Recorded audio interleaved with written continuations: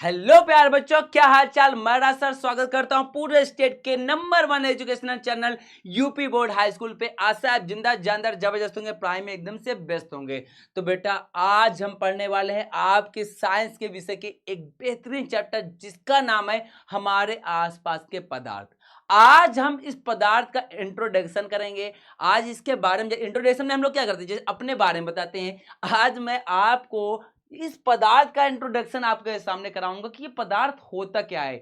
इसके बारे में हम लोग आज चर्चा करेंगे और फिर धीरे धीरे इसी के बाद आपके एक एक टॉपिक क्लियर किए जाएंगे। तो पहले आज हम लोग करेंगे भैया इस पदार्थ का इंट्रोडक्शन, देन उसके बारे में हम चीजें अच्छी खासी चीजें समझेंगे। और एक बात, आज का ये लेक्चर आपके लिए बहुत ही इंपॉर्टेंट लेक्चर होने वाला है, क्योंकि आप यहां से पदार्थ के बारे में बहुत बारीक तरीके से जानने वाले हो। साथ में आप वाकई में ये समझने वाले हो कि सॉलिड सॉलिड क्यों है, लिक्विड लिक्विड क्यों है और गैस गैस क्यों है।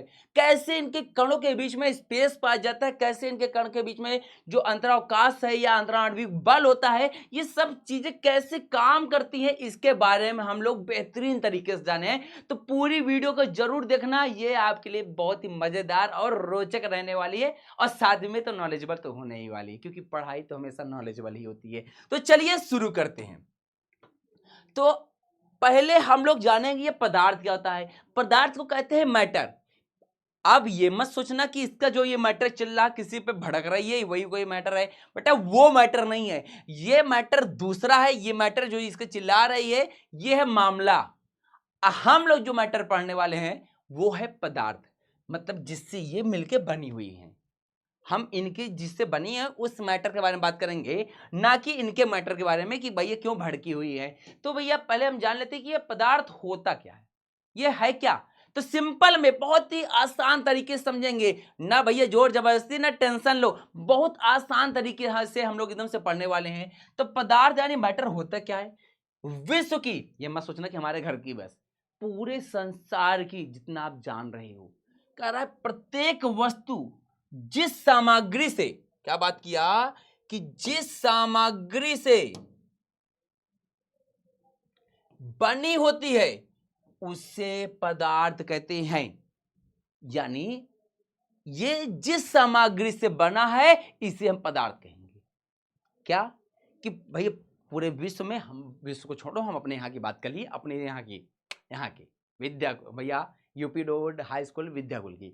अब यहां पर इसके बारे में बात किए, ये जिस सामग्री से बना हुआ है इसी को हम पदार्थ कहते हैं। फिर वस्तुएं, कोई भी, चाहे मेरी वॉच हो, मेरा ये ड्रेस हो, या फिर हमारा ये माइक हो, तो कहा वस्तुएं जिनका द्रव्यमान होता है, जाहिर सी बात है इसका कोई ना कोई द्रव्यमान है।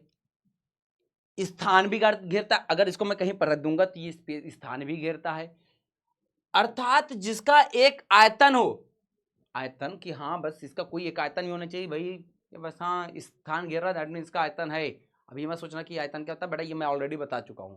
तो आयतन की बात कर रहा है कि जिसका एक आयतन हो, और मैथ्स में तो भैया आपको बताया ही जाएगा आयतन के बारे में, और उसका कुछ द्रव्यमान हो, पदार्थ कहलाएगा। सिंपल में कि जिसका कोई द्रव्यमान हो, जो स्थान घेरता है, जिसका आयतन हो, क्या कहलाएगा, पदार्थ कहलाएगा।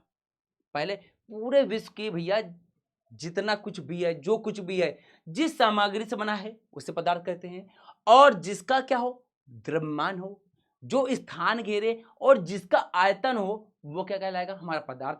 सिंपल में यहां पे देख पा रहे होगे कि ये एक अवतल की तरह है, एक उभरा हुआ सामग्री है कुछ, और ये क्या कर रहा है, इसका जाहिर सी बात कोई मास तो होगा ही होगा। और साथ में आप देख पा रहे हो ये दीवार में चिपका हुआ लगा हुआ है, इस वजह से ये कुछ स्थान भी घेर रहा है। यहां पर हम गैस की बात करें, गैस जो है जब सिलेंडर में भरी थी, जब सिलेंडर खाली था, जब सिलेंडर हमारा खाली था,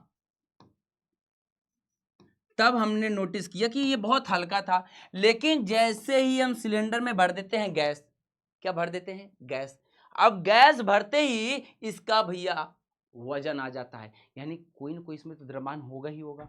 जब इसका द्रव्यमान है तो इतना तो हम तो जान गए भैया ये द्रव्यमान है, स्थान भी घेर रहा है। अगर भैया सिलेंडर है तो जाहिर सी बात स्थान तो घेर रहा है ना, बस। तो आपको इतना बस याद रखना कि पदार्थ किसे कहते हैं, कि जो कुछ भी है, जो कुछ भी जिस सामग्री से बना है वो पदार्थ है, जिसका कुछ द्रव्यमान हो और वो स्थान घेरे। इतना बता देना, द्रव्यमान, बस खत्म। यहीं से आगे देखो क्या कर रहा है कि पदार्थ कणों से मिलकर बना है। जितने भी पदार्थ हैं, छोटे हो बड़े हो, एकदम इत्तू भर का हो, चावल का दाना हो, चींटी हो, उससे भी छोटा कीड़ा हो, कुछ भी है, जो कुछ आप देख रहे हो, वो वही कह रहा है कि सब कुछ छोटे छोटे कणों से मिलकर बना है। सभी पदार्थ छोटे छोटे कण से मिलकर बने होते हैं। ये कण इतने छोटे होते हैं कि भैया हम इन्हें अपनी इन आंखों या इन नंगी आंखों से नहीं देख सकते हैं। तो किस आंखों से देख सकते हैं? उसके लिए क्या हमारी ये तीसरी आई यानी शिव बनना पड़ेगा? नहीं, सूक्ष्मदर्शी का यूज करके हम देख सकते हैं। अभी मत सोचना कि यार नंगी आंखों से मतलब क्या, कैसी आंखें से देखा जा सकता है? क्या हमें शिव बनना पड़ेगा या 4-5 आंख लगाना पड़ेगा या कुछ और स्पेशल व्यवस्था करनी पड़ेगी? नहीं, हम सूक्ष्मदर्शी का यूज करके हम देख सकते हैं। आगे देखो, अब ये जितने भी होते हैं वो सब छोटे छोटे कण से मिलकर के बने होते हैं। आप सॉलिड होगा तो उसमें भी छोटे छोटे कण होंगे, लेकिन ये कण बहुत पास होते हैं, लिक्विड में थोड़ा दूर और गैस में ज्यादा दूर। जितना भी आप जानते हैं, जितने भी पदार्थ होते हैं वो सब कुछ। अब आता है कि हमारे जो ये पदार्थ है, ये कितनी अवस्थाओं में पाया जाता है? क्या केवल बस नॉर्मल से ये 2-3 अवस्था में पाया जाता है, या फिर इसकी अवस्था क्या चीज है? ये बूढ़ा उड़ा हो गया क्या कि ये अवस्था की बात करने लगा? जैसे हम लोग कहे ना, ये जवानी है, वो ये बूढ़ा अवस्था आ गया, तो दुनिया भर की ना ना ना उसकी बात नहीं करते हैं। इसकी 3 स्टेट जो होती है, ये जो स्टेट है इसकी, कि भैया कैसी अवस्था में पाया जा रहा, उसके बारे में बात करेंगे। तो पदार्थ की 3 अवस्थाएं होती हैं, अर्थात पदार्थ 3 अवस्थाओं में पाए जाते हैं। ये अवस्थाएं क्या? पहला हमारा ठोस। जो पदार्थ होता है वो हमेशा ठोस में, मतलब हमेशा नहीं यार, सारी बात नहीं कर रहा, कुछ पदार्थ जो है ठोस अवस्था में पाए जाते हैं। अब ये ठोस में कौन से गुण पाए जाते हैं, इसके बारे में देख लेते हैं। तो कह रहा है पदार्थ जिनका एक निश्चित आकार हो। क्या कर रहा है? पदार्थ जिसका एक निश्चित आकार हो, स्पष्ट सीमाएं हो। अब जैसे अगर हम बात करें, इसका एक आकार है, भाई मेरा मोबाइल है, इसका एक आकार है। दूसरी बात, इसकी एक सीमा एकदम से निश्चित है। ऐसा तो है नहीं कि आज ऐसा है कल इसका मूड हुआ यार मैं कल गोल हो जाता हूं। अब वो छुट्टी वाला गोल नहीं मारे। ये क्या है? क्या ये एकदम से राउंड हो जाएगा? नहीं होगा। क्या ये त्रिकोण हो जाएगा? नहीं हो जाएगा। जैसे बॉटल की साइज आप देख पा रहे हो ना, क्या ही उसके ऊपर पेंटिंग की जा रही है अलग अलग, लेकिन जो बोतल है वो बोतल उसी साइज की ही रही आएगी। ये पेन है, आज इस तरह की है, कल कहे कि ना ना कल तो मैं एकदम से बड़ी ये चौड़ी मोटी होकर के आऊंगी। ऐसा हो सकता है? नहीं हो सकता। तो सॉलिड यानी ठोस अवस्था में क्या होता है कि पदार्थ जिनका एक निश्चित आकार हो, स्पष्ट सीमाएं हो तथा भैया स्थिर आयतन हो, ठोस कहलाता है। यह ठोस अवस्था में भैया इनको कहलाता है ये। ठीक है। लोहा, कोयला, बर्तन, कुर्सी, टेबल, कभी क्या इनका आयतन आकार कभी चेंज हुआ? नहीं हुआ है। तो भाई सिंपल बोल दे सकते हैं कि ठोस वो है जिसका आयतन और आकार सदैव निश्चित होता है, उसे ठोस कहते हैं। आयतन और आकार क्या हो? निश्चित हो, ठोस कहलाता है। आगे देखो, अब जो ठोस होता है ना, उसके कण बहुत पास पास होते हैं, क्योंकि देखो चाहे ठोस हो या द्रव हो या गैस हो, सबके सब छोटे छोटे कण से मिलकर बने हैं। ठोस में क्या होता है कि जितने जो कण होते हैं वो एकदम पास पास, एकदम चिपके चिपके होते हैं। यहाँ पर आप देख पा रहे हैं ठोस के कण एकदम पास पास पर। अभी लिक्विड आएगा थोड़ा दूर दूर हो जाएंगे, तो सब आ गया। ठोस का गुण कर रहा है इनका जो भैया निश्चित आकार तथा स्पष्ट सीमाएं होती हैं, जो अभी हमने पढ़ा। फिर इसके बाद स्थिर आयतन अर्थात संपीड़िता, कंप्रेस नगण्य होता है। कंप्रेस का मतलब होता है, अब जैसे लोहा है, आज क्योंकि हम लोहा का दबा के छोटा कर देंगे, क्या कभी कर सकते हो? नहीं। लोहा फैलेगा लेकिन वो कभी भी कंप्रेस नहीं होगा। कंप्रेस का मतलब अगर जैसे बात करें कि एक सिलेंडर है, सिलेंडर में इतना बड़ा सिलेंडर होता है और भैया बहुत सारी गैस, कितना भैया, लगभग 15 किलो होती है।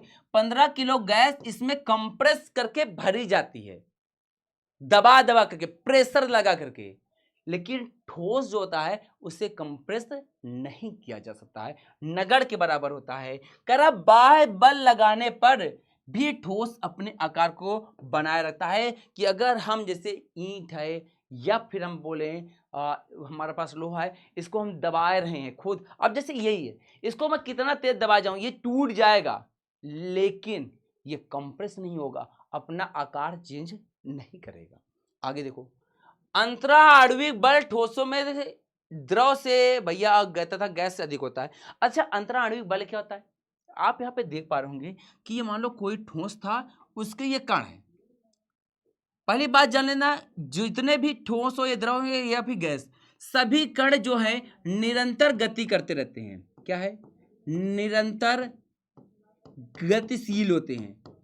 ये हमेशा इस भैया मोशन में रहते हैं। दूसरी बात, इनके बीच में आप देख पा रहे होंगे कि छोटा छोटा ऐसे थोड़ा थोड़ा थोड़ा थोड़ा थोड़ा ऐसा ये जगह स्पेस पाई जा रही है।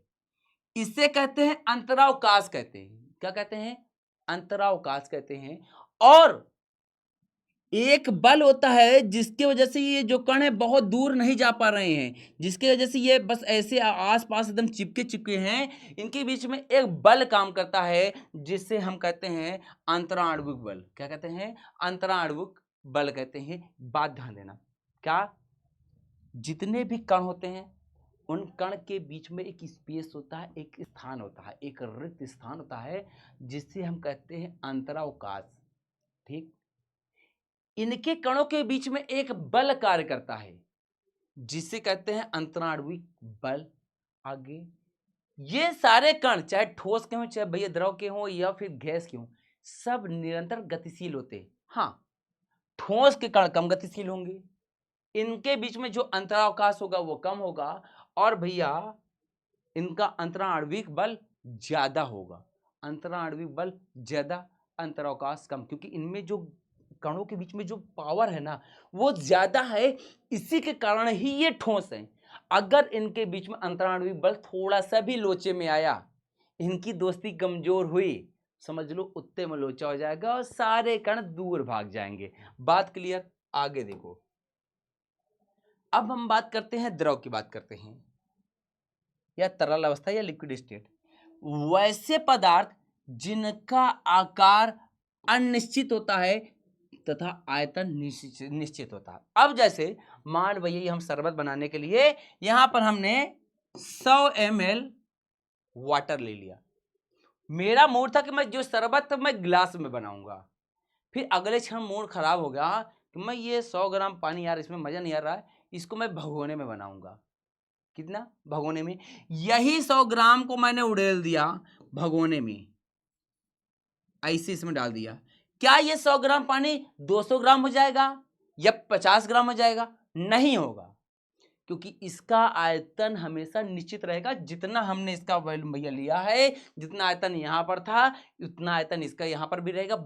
लेकिन अंतर क्या आएगा कि जब ये गिलास में था तो ये गिलास के आकार का था, लेकिन जैसे इसको हम भगोने में डालेंगे तो ये भगोने के आकार का हो जाएगा। ड्रम में डाल देंगे तो ड्रम के आकार का हो जाएगा, और किसी चीज में हम डाल देंगे ये उसके आकार का हो जाएगा। तो बस यहां पर क्या होता है, इसका जो आकार होता है वो अनिश्चित होता है और आयतन इसका क्या होता है, वो निश्चित होता है। मतलब अगर 100 ग्राम यहां पर है तो 100 ग्राम ये भगोने में भी होगा, 100 ग्राम ये बाल्टी में भी होगा, 100 ग्राम ये मग्गे में होगा। तो मतलब ओवरऑल इसका जो आयतन है वो निश्चित होगा, बस आकार अनिश्चित होगा। जैसे भैया तरल, भैया जल, तेल, दूध, ये सब हमारे क्या होते हैं, द्रव अवस्था में पाए जाते हैं। किस अवस्था में पाए जाते हैं? द्रव में। आगे देखो, अब भैया थोड़ा हम लोग गैस के बारे में जान लेते हैं। क्या कर रहा है? ठोसों की तुलना में द्रवों की तुलना में भैया, जो ठोसों एवं द्रवों की तुलना में गैसों की संपीड़ितता, कंप्रेशन काफी अधिक होता है। मतलब गैस को ज्यादा से ज्यादा मात्रा में कंप्रेस किया जा सकता है, और बहुत ज्यादा जब हम कंप्रेस करते हैं कोई चीज गैस उसको, तो अपनी स्टेट को भी चेंज करता है, जो कि हम अगले लेक्चर में बात करेंगे। अभी हम ये बात करते हैं केवल कि भैया इसके क्या गुणधर्म है। तो भैया एक बात, जो गैस होता है इस वहां पर क्या था कि ठोस में आयतन और आकार दोनों निश्चित। फिर इसके बाद आया हमारा द्रव। द्रव में हमने कहा, द्रव में कि भैया आयतन तो निश्चित होगा, आयतन तो निश्चित है लेकिन आकार अनिश्चित है, आकार अनिश्चित है। अब गैस कह रहा है, गैस में जब हम आएंगे तो गैस कहेगा कि भैया ना हमारा आकार और ना हमारा आयतन, दोनों हमारा निश्चित होगा। मतलब ना हमारा आकार एक जैसा रहेगा कभी। अब जैसे मोमबत्ती जला दो तो मोमबत्ती यहाँ से यहाँ पूरे हर जगह, मतलब मोमबत्ती के धूप बत्ती पूरे कमरे में फैल जाएगा। धुआं एक जगह होता है भैया, मतलब आग एक जगह लगती है, धुआं हर जगह फैल जाता है। तो वही वाली बात है कि ये क्या है, बहुत ही ज्यादा भी इसके जो कण होते हैं, आप देख पा रहे होंगे यहाँ पर कि इसके जो कण हैं ये बहुत बहुत दूर होते हैं। इसके वजह से इनके बीच का जो अंतरावकाश होता है वो बहुत ज्यादा होता है। साथ ही साथ में इनके बीच का जो अंतराणविक बल होता है वो नगण्य होता है। कैसा होता है? अंतराणविक बल जो होता है वो नगण्य होता है, मतलब बहुत ही कम होता है। इस बात को एकदम से ध्यान देना है। तो अगले वर्ग की है, इनके कणों के बीच में अंतराणविक बल सबसे कम होता है।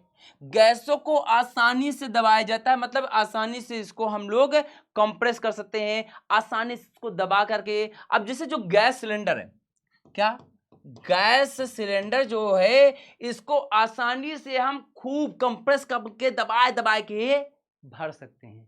अब ऐसा तो नहीं कि सॉलिड को हम कंप्रेस करेंगे दबा दबा के भर देंगे, नहीं। वही हमने कहा कि भैया जो ठोस है उसका आकार और आयतन दोनों निश्चित रहेगा, उसको हम चेंज नहीं कर सकते हैं। द्रव आया, उसने कहा कि ठोस तो भैया भैया उसका आकार तो भैया जैसा, जैसे 1 लीटर पानी लो, अब जैसे हमारा भैया पानी है हमने ऐसा रखा है तो इसका आकार ऐसा होगा, जैसे यहां तक में ऐसे कर दिए तो इसका आकार चेंज होगा। लेकिन जितना ये पानी था, जिसका ये आयतन था, वो ऐसे करने में भैया पानी कम नहीं होगा, इसका आयतन बदलेगा नहीं। हमने ऐसे कर दिया, अब इसका कुछ अलग शेप होगा। ऐसे हमने तिरछा किया तो अलग शेप होगा। मतलब जैसे मैं इसको घुमाता जा रहा हूं इसका आकार तो भैया बदलता जा रहा है, लेकिन चीज का सेम, यहां पर आयतन सेम है। आगे देखो, सॉलिड की बात करते हैं। अब ये जो बॉटल है ये सॉलिड है, अब यहाँ पे थोड़ा कम सॉलिड है थोड़ा। ये ढक्कन की बात करते हैं, ये क्या है, एकदम से सॉलिड है।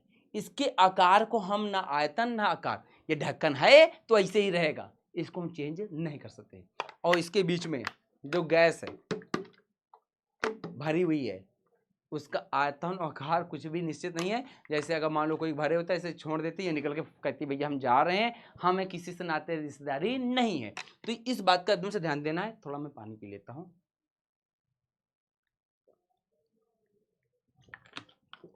जब बॉटल खुली है तो ये हो ही जाए, क्या ही जाता है। तो कह रहा है, और इनका विसरण काफी तीव्रता से होता है। विसरण का मतलब क्या होता है, जब इसको हम लोग अगले लेक्चर में पढ़ेंगे। विसरण का मतलब होता है कोई चीज को फैलना, ये बहुत तेजी से फैलती हुई आगे चली जाती है। तो गैस, अब इतना तो पता ही होगा ना, यहाँ पर ये सेंट लगा लो परफ्यूम, अगर बगल से कोई गुजरता है कितने भी दूर गुजरे, कोई तो गुजरा होता ना, क्योंकि ये जो गैस है ये पूरी तरह से विसरित होती रहती है, फैलती रहती है। लिक्विड थोड़ा कम और ठोस बहुत ही कम, लेकिन विसरण सब में माना जाता है। आगे देखो, इधर चला गया, इसका भी समझ में नहीं आता। तो बेटा आज का लेक्चर हमारा यही था। अभी हमने ठोस द्रव गैस का आपसे परिचय कराया कि ठोस द्रव गैस में क्या अंतर है। अब इसके अंदर हम तमाम चीजें जो हैं, सारी की सारी चीजें अच्छे तरीके से पढ़ेंगे। वाष्पीकरण, पता नहीं बहुत सारे टॉपिक, संघनन भैया, गलन, क्वथनांक, गलनांक, सारी चीजें एक के बाद आती रहेंगी। और बेटा एक बात जान लो, आपकी क्लासेस बराबर रेगुलर चलाई जाएंगी, बेहतरीन तरीके से बताया जाएगा। और आपने देखा होगा कि कैसे एक अणु दूसरे भैया, मतलब एक कण दूसरे कण से दूर है। मैंने एक वीडियो के माध्यम से चला चला कर आपको दिखाया है, जिससे आपको हर एक चीज बेहतरीन तरीके से पता चल सके। इसी प्रकार भैया जबरदस्त तरीके से पूरी वीडियोस बराबर सीक्वेंस में आती रहेंगी। पूरी चीजों को आपको देखता है, हर एक चीज को कमेंट करना है, बताना है कि आपको क्लासेस कैसे लगती हैं। जहां पर आपको दिक्कत हो वो भी कमेंट करके बताना है। और अपने दोस्त यार को भी वीडियो सेशन सब कुछ बराबर शेयर करते रहना है। और चैनल को भी सब्सक्राइब कर लेना और बेल ऐसे बजा लेना। तो बेटा इसी प्रकार हम लोग जैसे आज पढ़ेंगे, इसी प्रकार की वीडियोस आपके लिए आती रहेंगी। तो बेटा मिलते हैं अगली क्लास में, तब तक के लिए नमस्कार, राधे राधे, जय हिंद।